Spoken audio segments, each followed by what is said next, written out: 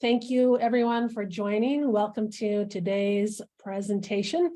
This session is brought to you by the Napa County Office of Education. Today's presenters are all from the Napa County Office of Education and include myself, Rebecca Anderson. I am the Director of Technology, Training, and Support Services. Chrissy Cotton and Tom Lewis are program managers with our Continuous Improvement and Academic Support Department. Chrissy has been in education for more than 20 years, working as a middle school teacher before becoming a district instructional coach. And Tom has been a math teacher for 26 years, as well as an instructional coach and assistant principal. And working behind the scenes today with our tech is Susie Morris.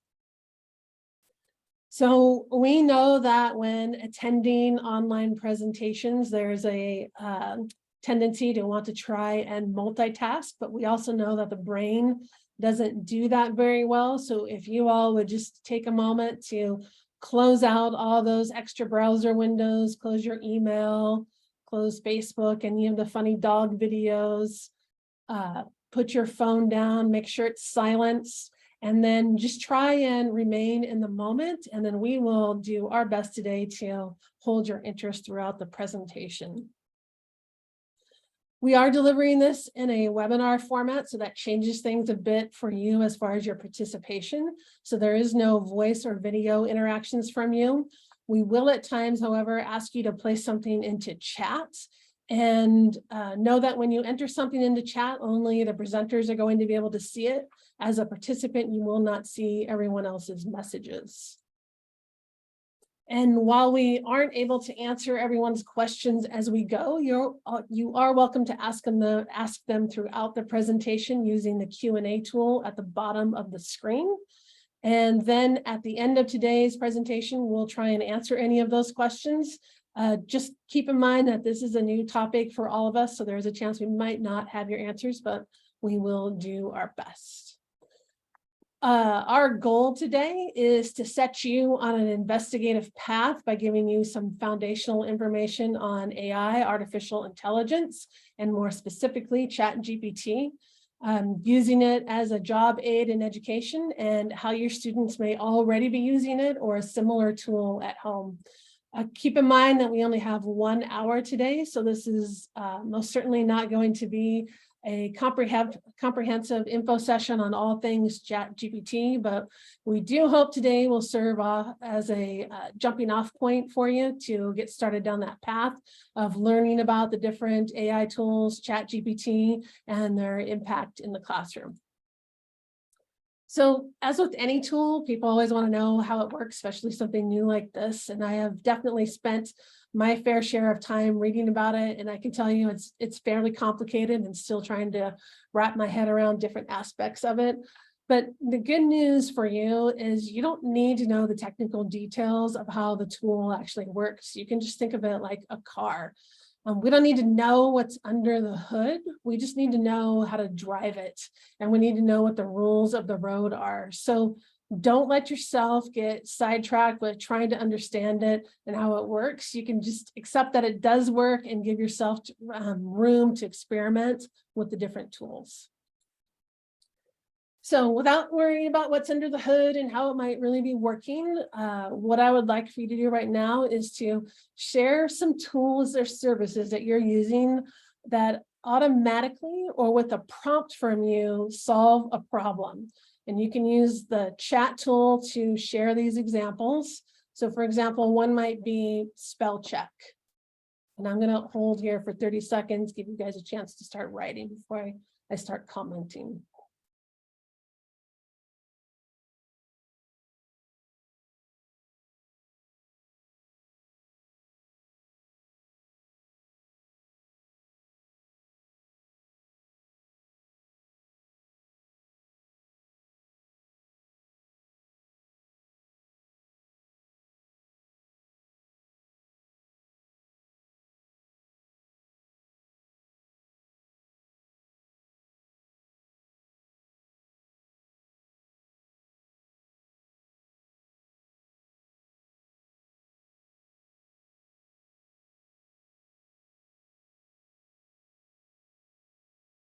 All right, we've got some really good ones coming in that definitely fall into the category of being partially automated. So turnitin.com, that's if you guys don't know, a tool that you can use that will check and see if your kids are cheating on an assignment. Grammarly is a very popular tool, different Google products. Some people noted Google Maps, like, yeah, it's crazy. You just tell it where you want to go and it pops out your directions for you. Let's see. Oh, yeah. Search Excel in autocorrect. Yeah, there's all kinds of things that are automatically happening for us. And looks like nobody mentioned like Siri or Alexa, like getting Alexa to turn on your lights. All of these tools going to fall into this category. So as we can see from what you guys just came up with, as far as what you felt was doing something automated for you, and then what we might find as part of a Google search, the landscape of AI tools is very wide and varied. And what you're seeing here on screen is just a sampling of what's out there. Please don't let this overwhelm you, and know that you do not need to learn a bazillion different tools. Susie is going to share with you a handout in chat. It's called AI Resources and Tools. And this is a list of some free AI tools related to education. I did check all of these out. I didn't just pull, copy and paste into a list. It does include the link for ChatGPT, but you can use these as a starting point, and this will give you a sense of what is out there. You definitely need to spend some time and start playing around with these different tools. Your kids are trying them out, and social media marketers are also targeting kids, and they're telling them how to use AI and ChatGPT to do their work in tandem with other tools. And I'll talk more about that in a bit. But the point I want to drive home here is that you're going to need to spend some of your time exploring and experimenting. This is a very fast changing landscape, and there's a lot of potential, and your kids are also aware of that as well. So I want to narrow the scope a bit from that big gigantic list. There are 3 big AI players that you've probably heard about in the news. These are all also on that resource list. ChatGPT, which is powered by OpenAI, is what's getting our attention today.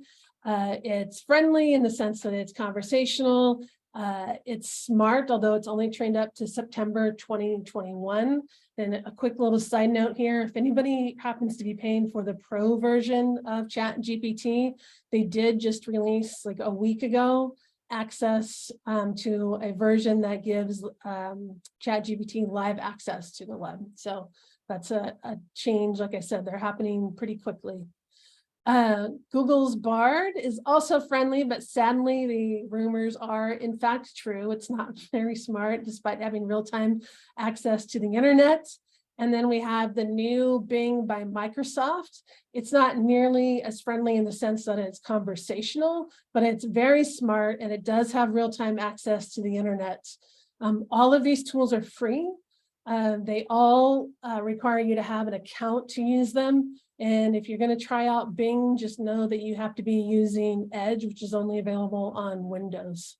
So I did a quick test of all 3 tools. I asked them the same question that I knew the answer to, and ChatGPT came up with this. It said it couldn't answer my question, and that it was only trained up to September 2021.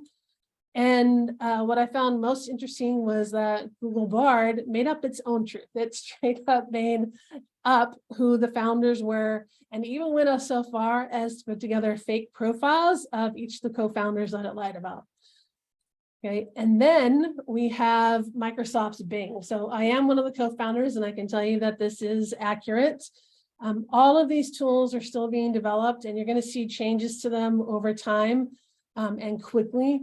I do suggest that you create accounts with all 3 of them, and you start spending some time and playing with them. Okay, so let's narrow it further and get into what ChatGPT can do. So I know that what I have on the screen here is a lot. Susie is actually going to share this as a handout into chat. It's called ChatGPT Capacity.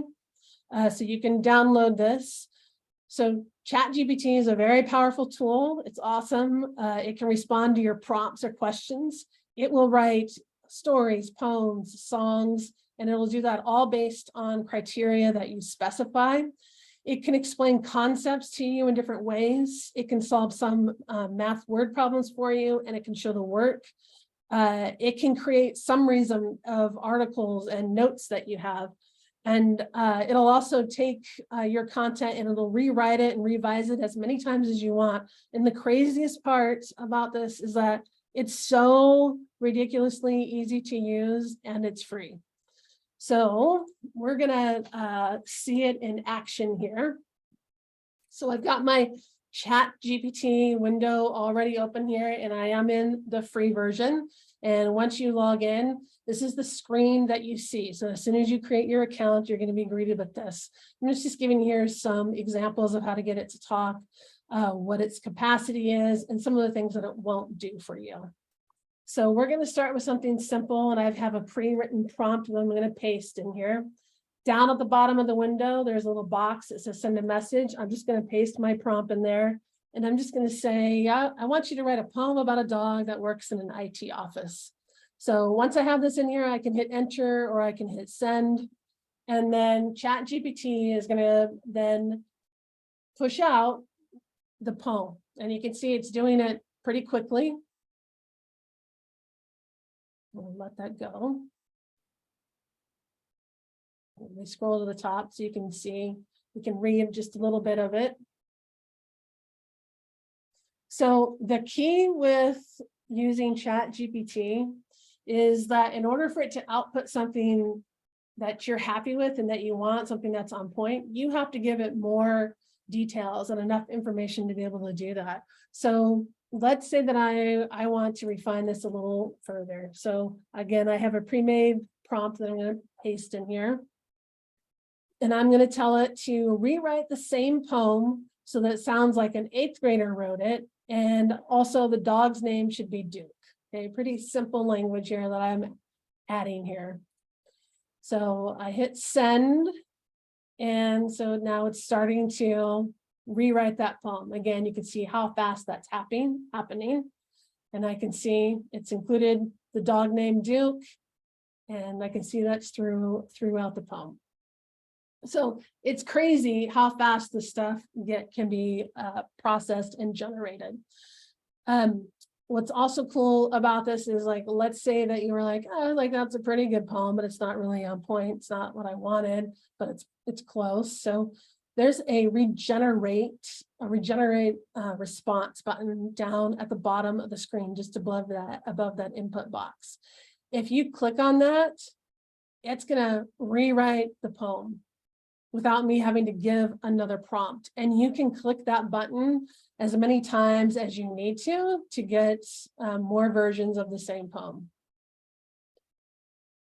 Okay, so it's all done. So up at the top, here's that original prompt I put in.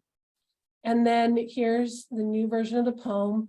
But look over to the left, there's like a little 2 of 2. So that's just saying, like, well, this is the second version of 2 poems. You can use this arrow to scroll between. So if I had 10 poems, I would be able to still scroll through all of those. I'm going to always see them as an option in my list.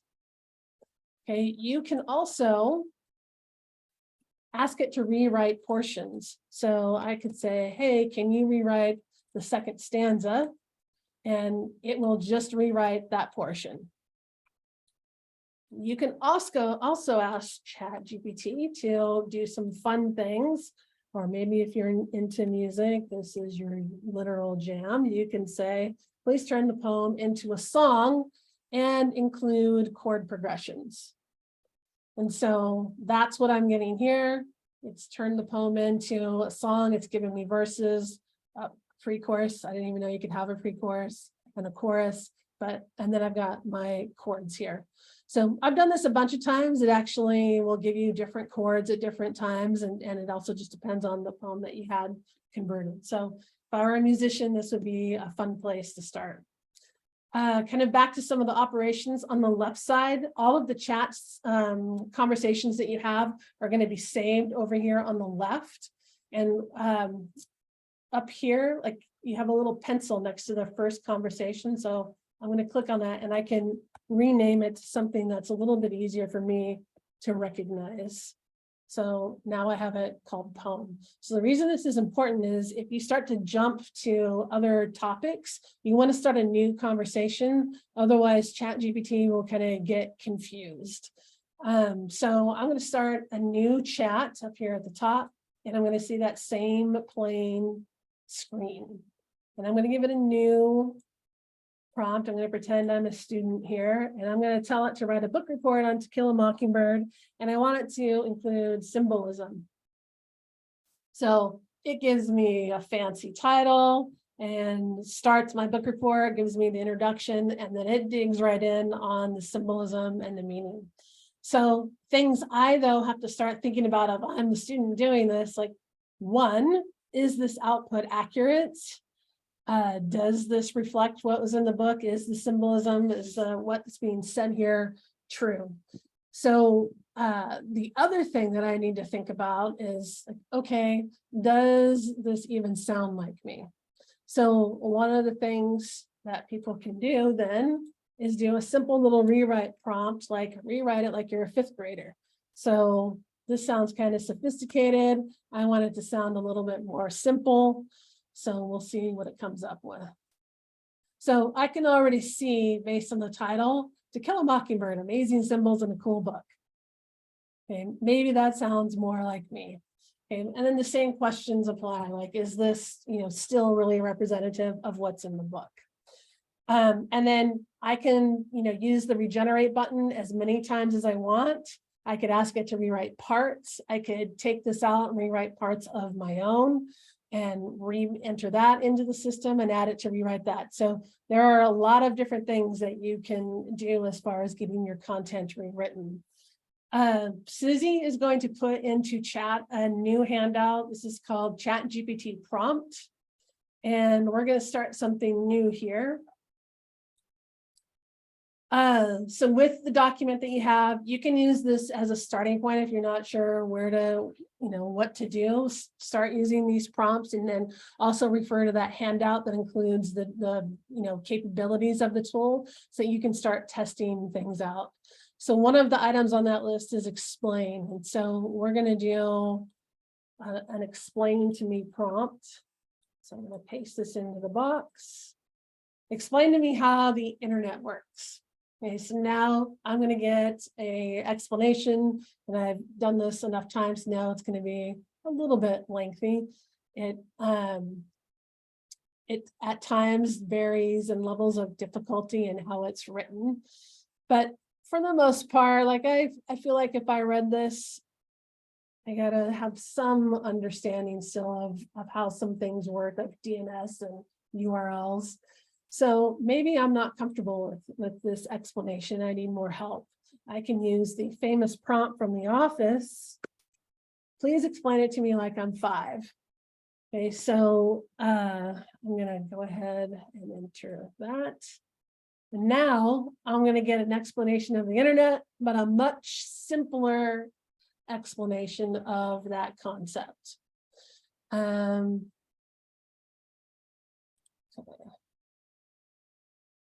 think we're done. Yeah. So you can ask it to regenerate, ask it to explain things to you again as many times as you need to. I do always say please. I don't know if you guys noticed that, and that's because I'm worried our AI overlords may eventually at one point take over, and I need to be on good terms with them because I don't have a good relationship with Siri or Alexa for that matter. Okay, we're going to start a new conversation. This one, we're going to try out math. I am not a math person, so I had to find a math website that had word problems that also included the solution so that I could check and see what's going on. So I'm going to copy this word problem. I'll come back over here to ChatGPT. I'm in my new conversation, and I'm going to paste this word problem, and we'll see how it does. Okay, so it outputs it gives me an explanation, and it gets the answer: 240 kilograms in the afternoon, 240 kilograms in the afternoon. So this would have been awesome for me as a parent, so that I could have looked up specific problems or my kids have problems with math and I wasn't able to help them. Okay, so I'm going to shift gears a little bit. I'm going to talk about some cheat detector tools. So if you Google this, you'll find some. These are also on your resource sheet. There is GPT-0 and 0GPT are the two that we're going to look at. And I'm going to come back over here to ChatGPT, go over to our book reports. When you have an entry that's made, if you look over to the right, there's a clipboard. And if you click on that, that'll copy all of your content. So I just copied my book report, and I'm going to come over here to this chat detection tool, and I'm just going to paste it in. And I'm going to scroll down, and I'm going to hit get results. So I've done this a bunch of times, like 99% of the time, it'll say that it's entirely written by a human. A couple of times it'll say that some of it's written. Never has it said that it's been AI. So yeah, this one says it's entirely written by a human, but as you know, because you saw me do it, AI wrote it. The other tool, 0GPT, same thing, you just paste your content in there, detect. Okay. And this is about what I get every time with this book report. I get this score, and it's always different versions of the book report. But what I can do now is, because this highlights what it thinks is cheating, is I could take this out, rewrite that, and then try resubmitting it. So this is what your kids are doing. They know to check their work in these different tools. We'll switch back to our presentation. Earlier, I was talking about how social media marketers are targeting your kids and telling them how they can get around the system. So here's a sample of one of these TikTok videos. The problem with using ChatGPT and AI to write your blogs and essays is that AI detectors like GPT-0 can actually detect when something's written by AI. AI paraphrases like Quillbot no longer work. But don't worry, I found your solution. It's called getconj.ai. Just paste in your essay and it'll keep rewriting your essay until you get 100% written by a human. The moment of truth, and the text is completely written by a human. And this is using GPT-0, which is the hardest AI detector to crack. Follow for more AI tips and tricks. The problem with So don't worry about the specific tool she's using. Here's the concept. You take the content that was generated out of ChatGPT or any other AI content generating tool, you put it in another tool that does the same thing, and you ask it to be rewritten. And you do that a couple of times, and then you put it back into one of these testing tools, GPT-0 or 0GPT or whatever it is you want to check against. And you keep doing that until you get a message like this, likely to be written by a human. Okay, so the point that I'm trying to make here is you can't necessarily trust the cheat detecting tools to be accurate, as far as like one saying that, oh yeah, like your kid did turn in something that was AI generated, or that they did actually author it. So that is going to present a problem for teachers for sure.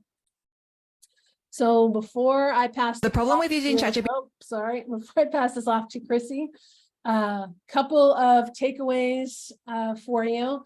Make sure that you are experimenting with the tools. Make sure you look at that list that I gave you, and specifically make sure that you start playing with ChatGPT and use those handouts that you have and try those out. Make sure you're practicing good digital literacy. So you need to be aware of when you put something in and it comes back to you from ChatGPT, like that doesn't necessarily mean that it's 100% accurate. You still need to check that. And then same thing goes for your chat detectors. Make sure, your ChatGPT detectors, make sure that you are using those and that you're trying out and understanding how they are being used to generate what looks like human generated content, but also know that you can't necessarily trust the output as there as well. So with that, I'm going to hand things over to Chrissy. Let me get my screen up for you guys. All right. Well, thank you, Rebecca.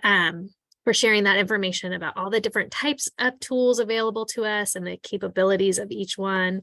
My name is Chrissy Cotton. I'm the ELA/ELD specialist at NCOE. And I thought we could spend a little bit of time looking at ways that educators can use these tools for instruction, specifically for writing. We know writing is a focus in all content areas, or should be. And I thought we could just explore a couple of ways to use the platform to help provide resources. So as we look at some of the possibilities, consider what it might look like in your context. How might you modify some of these ideas to support different groups of students? Or how could you even use some of the other AI tools that Rebecca shared with us that's available out there? So we know that one of the best practices for teaching writing with students is to share examples and non-examples. And so sometimes finding examples of exactly what you want students to focus on can be a challenge, right? So either you as the educator are writing up examples or coming up with paragraphs of text, or you're using student work. And although using student work is a great approach, it can be intimidating for some of our students. So for this particular one, I just used ChatGPT. My prompt was write a paragraph about elephants at a second grade level. And this, allows you to pick topics that are relevant and connected to the other content areas, whether it's science or social studies. And so gave me a nice little paragraph all about elephants. And what I was thinking was, as a classroom teacher, you can ask students to identify the different parts of the paragraph, like what's the topic, sentence, what are the details or facts that the author's providing, annotating the text, highlighting, color coding, or even doing more of a deep analysis of where could the author add more information? What do we know about elephants in our learning that we can add to this paragraph that would make it stronger? Similar to the first one, I asked ChatGPT for a paragraph at the second and the fourth grade level. So it gave me 2 paragraphs. And again, comparing the 2 paragraphs to see, how did this second paragraph, what did the author do? What details did it add? What information was added that's not in the first one? You could also use a rubric alongside each of those to really have those conversations about what's the difference between a developing piece of writing versus a proficient piece of writing. Then I was also thinking, to support your emerging writers or some of our multilingual learners, you could analyze this by highlighting or even cutting up the paragraphs and having the students rearrange and put the paragraphs back together, so that they're really having to manipulate the text and see how writers build upon their ideas. With older students, you can even take it a step further and focus more on the language and word choice. Rebecca mentioned this earlier, but does it sound almost robotic, like a computer wrote it? How can we make it more creative and original? So there's those ideas, organization, what language did they use, how did they add transitions, and of course using a rubric to talk about the success criteria. Another thought I had was that for so many of our students, they skip the planning part in the writing process. And so in ChatGPT, I asked for an outline for an essay about photosynthesis. So this was the outline it provided. And you would have students either individually or in groups, right, take a section, and they have to do the research. They're the ones that are going to have to come up with the information and craft the paragraph. And then this would really help them to see the connection and the relationship between planning and then creating the draft and revising as well.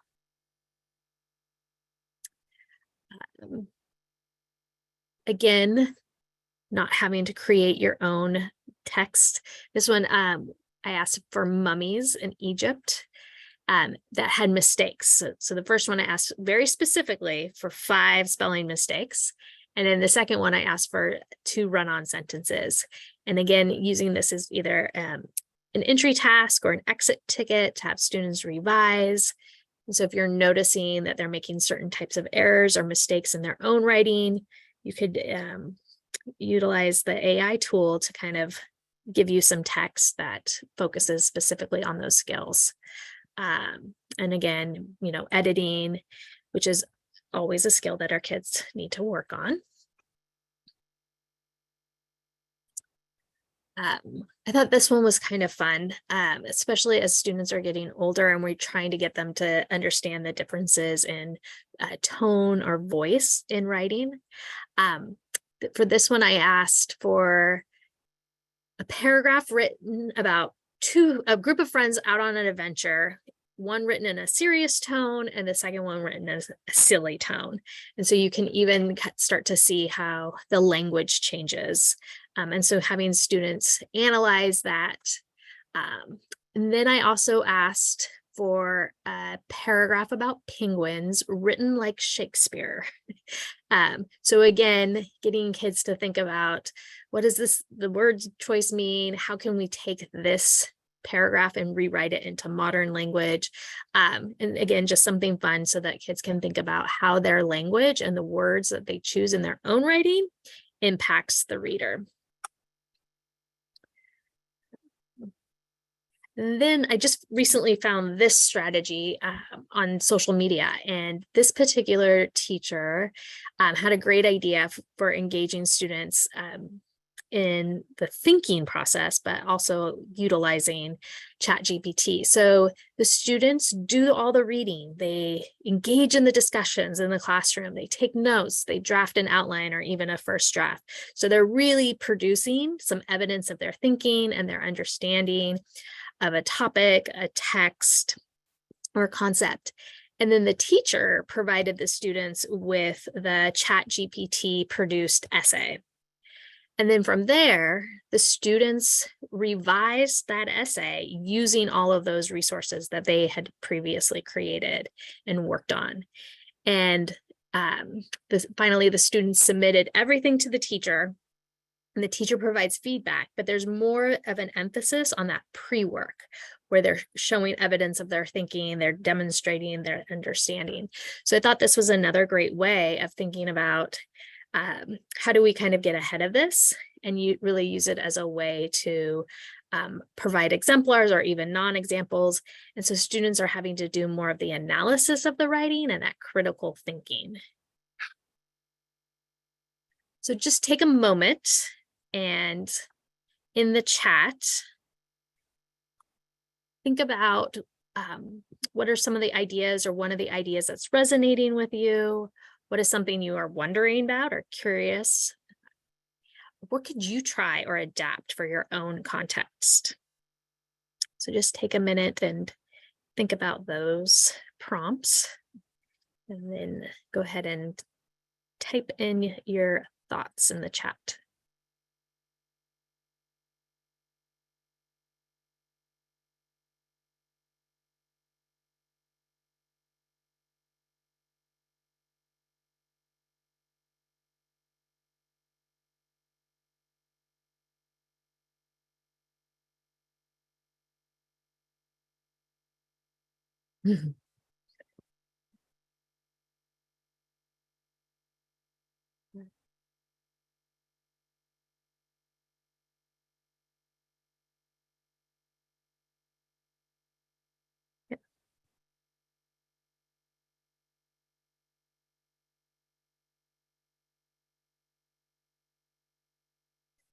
Yeah, so some great ideas and responses, people, providing errors that my students could correct. They always need that ongoing practice, especially in context. Create examples and non-examples. It's a massive time saver, absolutely. Feeding a text to rewrite at a different reading level. Yeah, especially for IEPs. The contrasting levels of writing for that analysis piece, using it for an outline. Yeah, I was just in a classroom today and they were first graders, and they're like, oh, I don't know what to write about. They were doing their journaling and they had no ideas.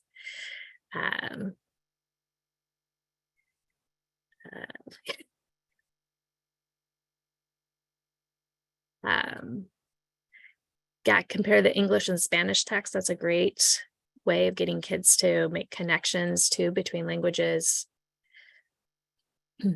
Generate, and then students rewrite.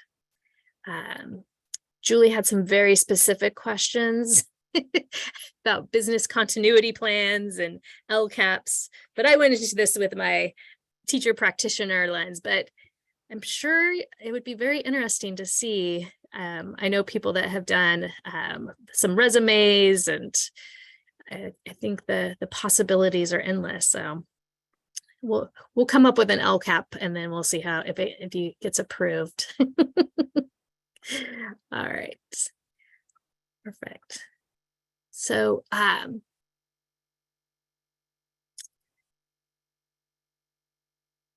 my computer just froze. Let's see if we'll, oh, there it is. Sorry, everybody. There we go. So one thing I did want to point out is this came from the APA website. So even there's conversations that are happening about how do we cite information that's being pulled from ChatGPT and other tools. So we'll make sure, to share that with you, but the conversations are already happening, and they're coming out with more guidelines around how do we cite this material and information. So it's being embraced. I also thought it was interesting.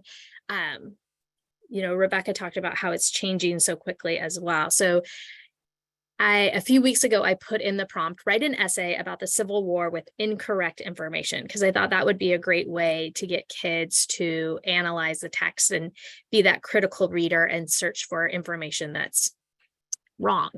And a few weeks ago, it gave me an essay with some incorrect information. And then I tried it again a few days later, and this was the response I got. I'm sorry, I cannot fulfill this request as it goes against my programming to provide incorrect information. So I thought it was just a really, I was just surprised because it was a really short period of time, but it showed me how quickly this is all evolving and how they are trying to address some of those trouble areas of information that's incorrect being put out there.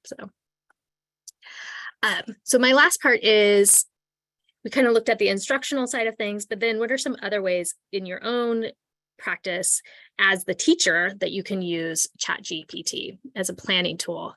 You can ask for lesson plans. I would suggest adding the language, be an expert about, just because it does give you a little bit more detailed information, being specific about the grade level or even the standard that you want to address. It does give basic or very limited ideas for a lesson.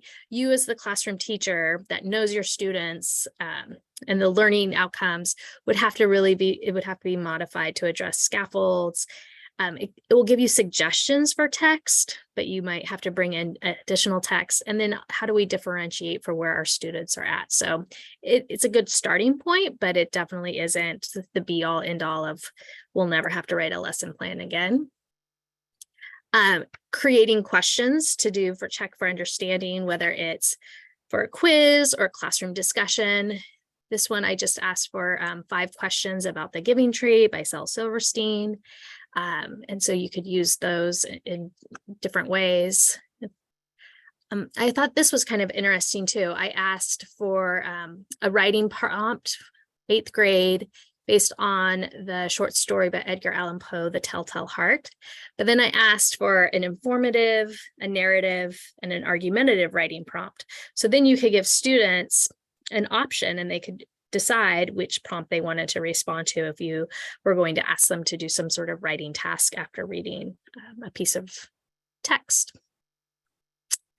You could also ask it for rubrics. Again, continued on with my telltale heart, but now what would the criteria be? Again, it's very basic, so it would be a starting point. You could then bring in student writing or some of those examples and non-examples to talk about what these would look like in actual text.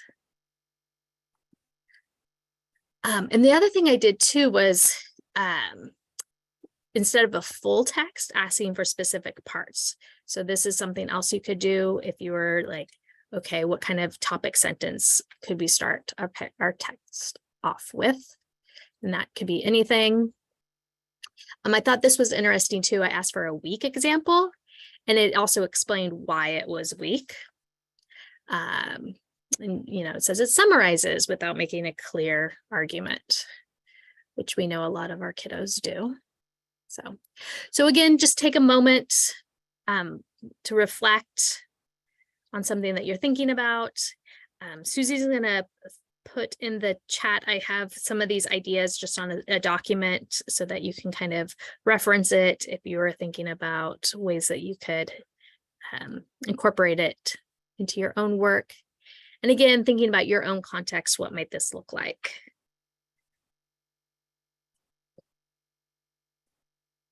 If there's any thoughts, go ahead and drop them in the chat.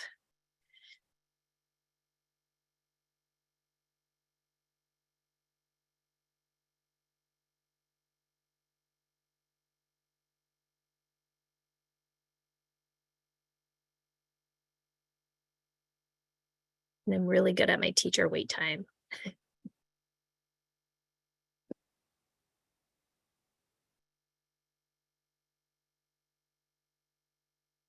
So either something that's resonating with you, something that you're still wondering. What could you try or adapt to your own context?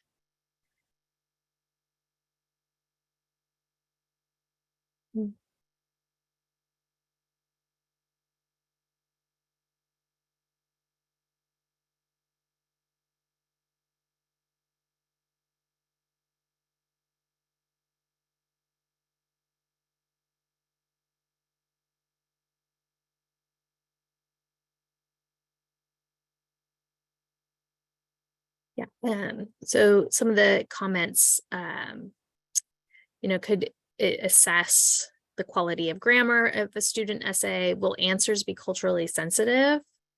I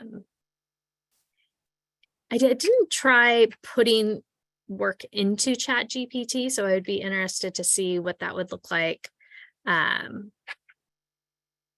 how it would respond or give feedback around it. And then the question about the culturally sensitive, I think that just speaks to how, right, it's a computer. So as the humans in the room, like making sure that we're ensuring that it is culturally sensitive and appropriate for our students. So, yeah, deciding on what type of essay to respond to. Yeah. Perfect. All right. Well, thank you guys for sharing your thoughts. I am going to stop sharing and pass it on to Tom. Well, good afternoon, everybody. Glad you're here. I'm when I went into my exploration of ChatGPT, I was really interested to look at it as a possible, like, how could it function, or how can it function as a resource for support? And I really kind of looked at it from two lenses, one from the teacher lens, the other from the student lens. So what I have is I just took, so I can navigate this without closing everything. There we go. So I've got some samples of searches or explorations, I guess, with ChatGPT. The first one was as if I was a fourth grade math teacher, to generate a math lesson plan for fractions with tasks, practice problems, solutions, formative assessments, summative assessments, and a plan for intervention. And I'm going to echo a few things that we heard from certainly Chrissy, but a little bit from Rebecca too, especially at the end. But when I ran this query, I think what came out of it is a good starting point, which Chrissy mentioned a couple times. It breaks it down by minutes. The introduction gets into the practice, the formative and independent. It's lacking. But it does create or provide a foundation. Honestly, I don't think it was any.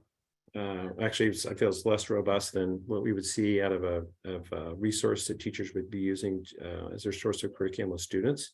But nonetheless, it had a function and it provided something as a starting point for teachers. Another query I did was around math talks. You may be familiar with those either at your school site or know teachers that are using math talks. So I approached it as if I was a fairly new teacher and didn't know much about math talks, and I taught kindergarten.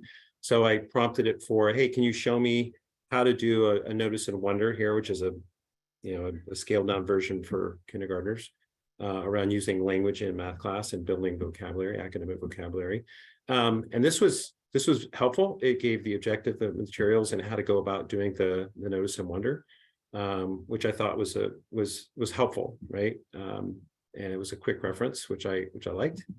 I then decided to go, a lot deeper with asking ChatGPT to help create a learning tool, both for me as the teacher and for my students to use. I did as if I was a 5th grade teacher around numbers and fractions. And for those that may not be familiar with a proficiency scale, but we could hear as a navigation tool.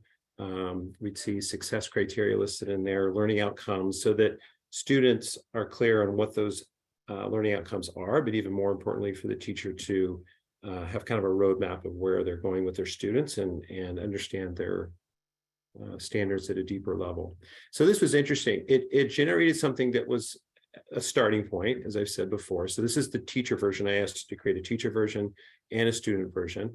And for the same topic, right? So it gave me the level 1s through 4 and what that looked like. And then it gave me the student version, which something that was a little troubling right off the bat was that the language was not parallel.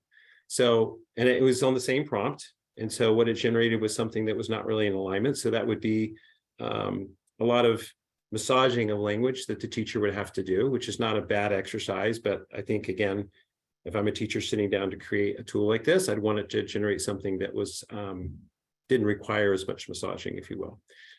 But nonetheless, a starting point. So I asked it, I was a little picky. I said, I want something better, really, kind of just claiming my, dissatisfaction, I guess, with it. And I said, can you create a proficiency scale for students and provide examples to support understanding? So here's the second attempt for ChatGPT to do this. And again, it gave an example. I'm going to have to do some massaging of the language because this is not what I would consider student friendly, especially for a 5th grader. But it did help with the example piece. So again, it kind of leveled it up a little bit. Still not completely satisfied. I noticed, let me go back here to reference this.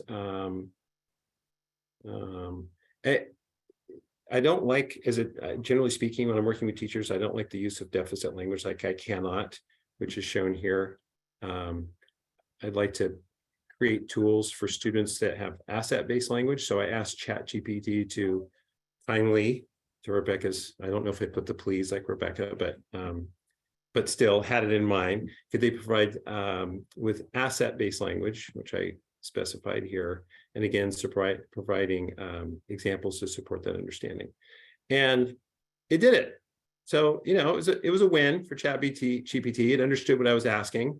And, I'm beginning to explore, which I think is really important when we're working with students who are, really deficient in their skills, and being able to use language that celebrates where they are and makes it easier for them to feel confident and empowered to move forward. So kind of 3 attempts there, it generated something I felt was more useful than the first time. From the science lens, I asked ChatGPT to generate a summative assessment for me and this is interesting, I highlighted it for those who are not familiar with the nomenclature, and if you are for NGSS, hats off to you, because it is crazy. But MS is middle school, PS is physical science. So the important thing I want you to note here is that the prompt here was to generate a summative assessment for middle school science standard. And for those who may or may not be, or maybe done a really good job of forgetting high school chemistry, I think there's some concerns here in that the questions are at a high school level. This is not a middle school summative assessment that's in alignment with the standard, and that was deeply concerning to me. It wasn't a bad summative assessment in line with higher level science. It listed it in parts, multiple choice. Again, those questions are not at a middle school level. Short answer questions, even making a suggestion on the point values, even generated a performance task, and finally an essay. So a lot of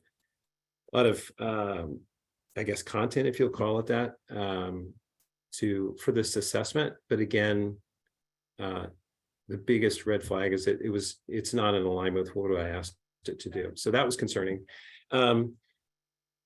This was helpful. I asked, and that wearing the science hat one more time. Science teachers need to teach their standards in the domains that are given, such as physical science, earth science, life science.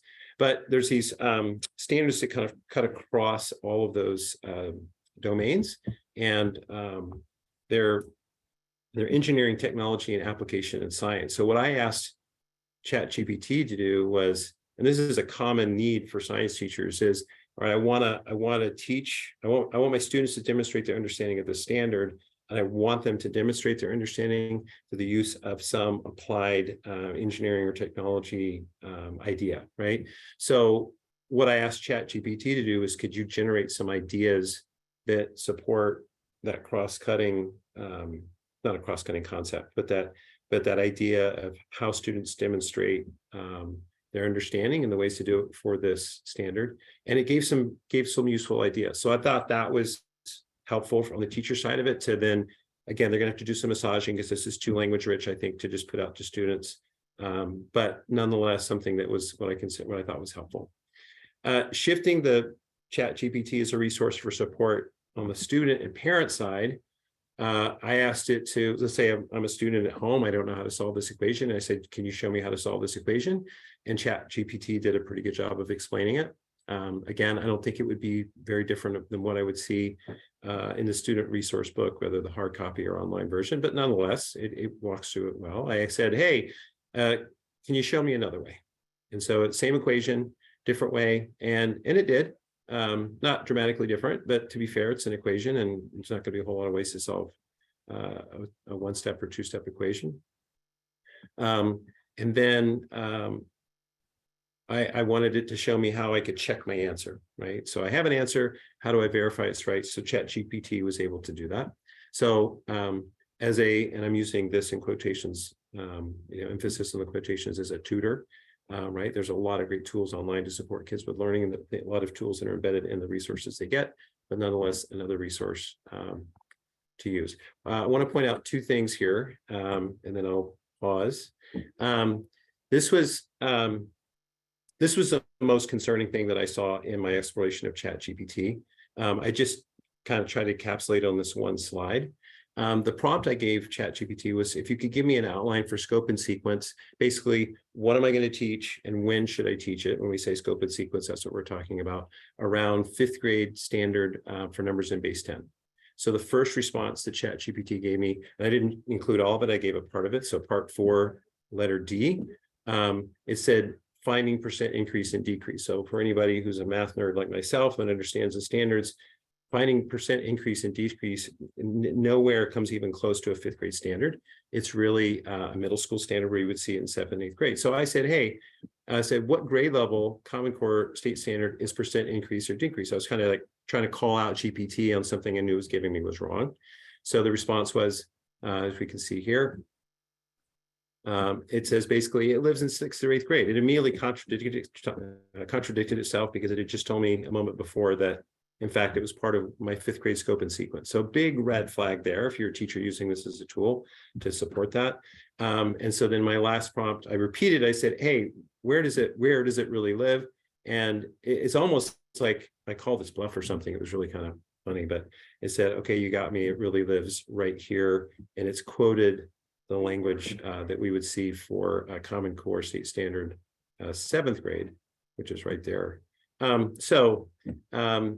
ChatGPT is a long way to go in my mind for teachers to use as a resource. One piece I want to add that I found out about 3 days ago, to Rebecca's point, there is now, and this happened in the last week, that for those familiar with Wolfram, it's an amazing, well, it's way more than a calculator, but I'll call it a calculator for the sake of just the conversation, this presentation. But it's been around for, I don't know, 20 years at least. But there's now a plugin with ChatGPT. So even to Rebecca's example, where she said, "Hey, can you solve this problem?" And in my circles of working with other people that do my job, we had a common gripe with ChatGPT, and it was generating incorrect math for students. Where with this new plugin, I would be surprised, assuming that there was true synchronicity here, I would be surprised to see that there were any errors in this, because Wolfram is such a powerful tool. So I thought that was interesting. And again, to Rebecca's point, that this is a ongoing changing platform. So, with the few minutes, I know we kind of getting close here to time, but just is there anything that's resonating or something, or people are wondering? I'm gonna stop sharing screen here.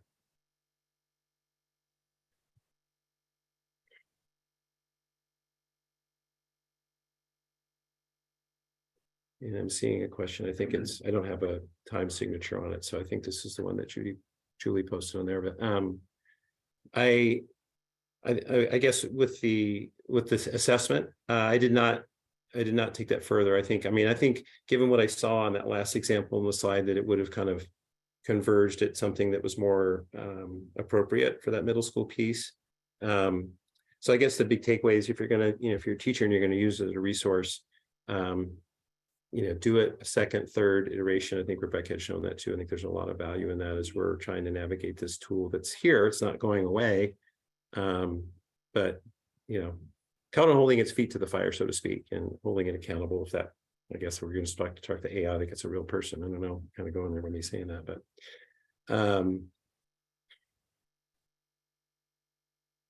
yeah, like, well, a point well taken, right?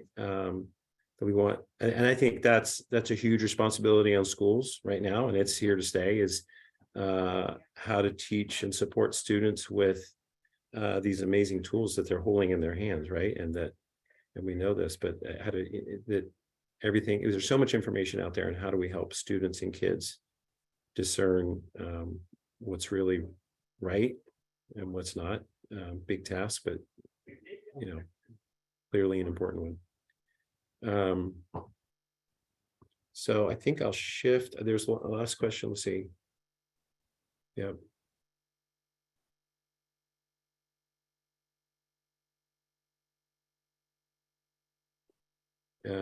And there are many apps that come up when you search for ChatGPT. What are the best? I can't answer that one. I'll just open that back to the group. Maybe Rebecca can, but we can. I think we're going to move to a Q&A here in general. So I'll unmute or mute myself here. Yeah, I can answer that question. So on your resource sheet, so OpenAI is the tool for ChatGPT. So that is the main one. There are a ton of tools that have GPT attached to it. So this is an issue for the people at OpenAI. They've actually filed for a trademark because it's becoming overused. So there's not a good way for me to tell you like which tool is the official tool and of a company and which one isn't. Everybody's got their own AI projects going on. It's okay to try them out, but I can't tell you as far as ChatGPT. It's the one that's from OpenAI, and you can refer to that resource sheet.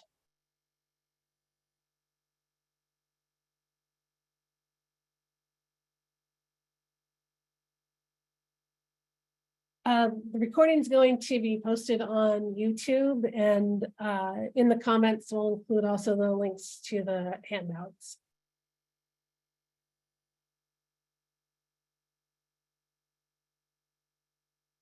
Also, back to that original question about ChatGPT, OpenAI also just released the app version of it as well. So if you look in the App Store, you're looking for the one from OpenAI.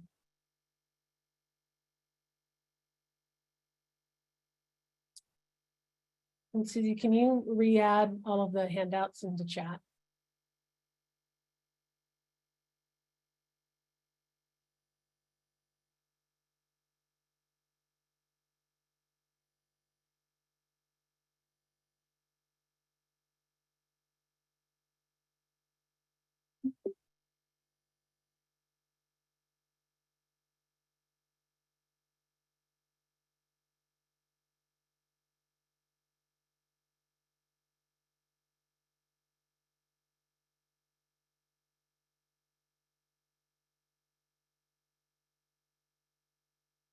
Will there be another session?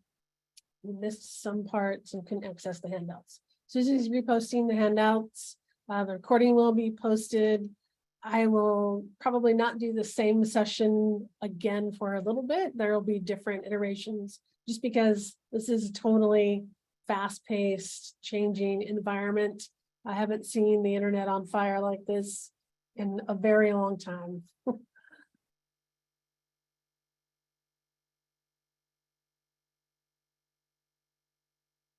One of the questions asked are, what are the concerns some pundits have expressed? So some of them are about whether or not it's culturally sensitive and what bias exists. I know that's a big topic and issue that a lot of different people are working on.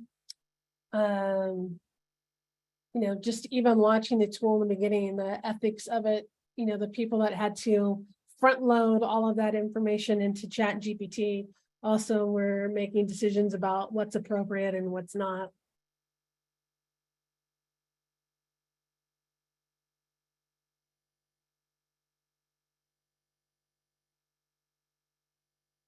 Somebody asked about the state of Montana banned TikTok. Is AI next? I have no idea. I did not know it was banned in Montana. AI is so big. I mean, New York had previously banned ChatGPT, and now the public schools, and they've just recently reversed that position. So it's hard to imagine that with this evolving technology that, you know, you might ban it today, but tomorrow, I suspect it will be back on. Who knows how far tomorrow will go, though.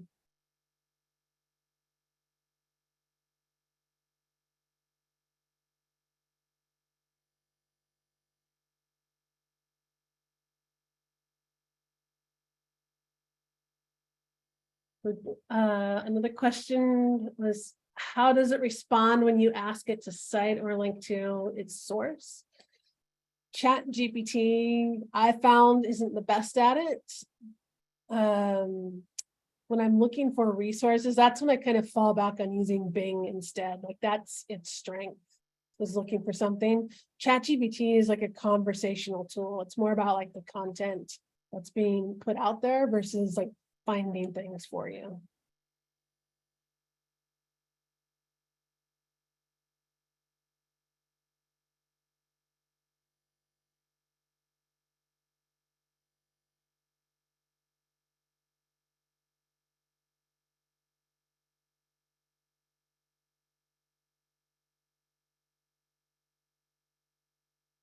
This is an interesting comment. Will it start to bias certain results as a result of popularity or interest of a topic, as CEOs do?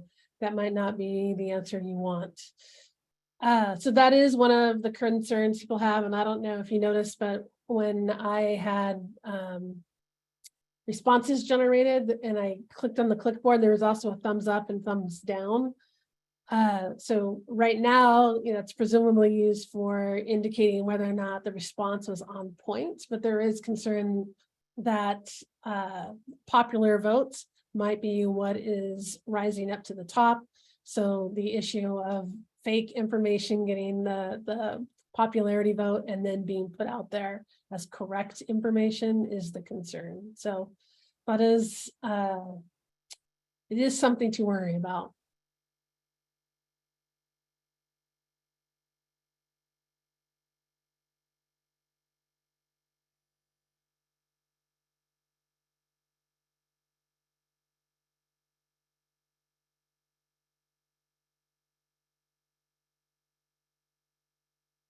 Also, the person who posted that, SEOs, there's a lot of other SEO AI tools too. So if you want to Google that, you'll find tons of stuff.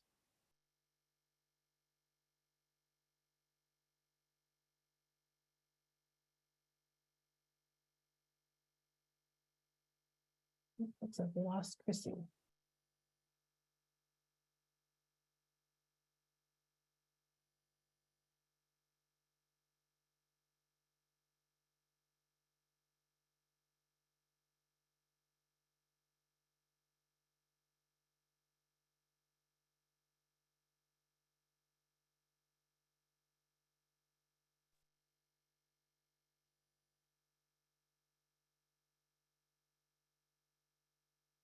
Hi, everybody. It's Susie, and I just in chat posted a short survey that we would really appreciate if you could take a moment to fill that out.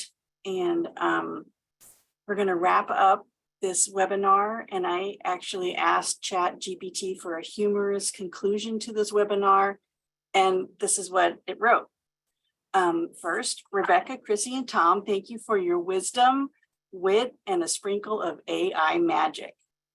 You made us realize that AI is nothing to fear unless it starts demanding snacks like a hungry raccoon. And remember, when life throws you errors, just hit the Control-Alt-Delete of negativity, reboot with a smile, and stay chat-tastic. This officially concludes the Empowering Educators with ChatGPT, Transforming Teaching and Learning Experiences. Thank you so much. Thanks, Susie.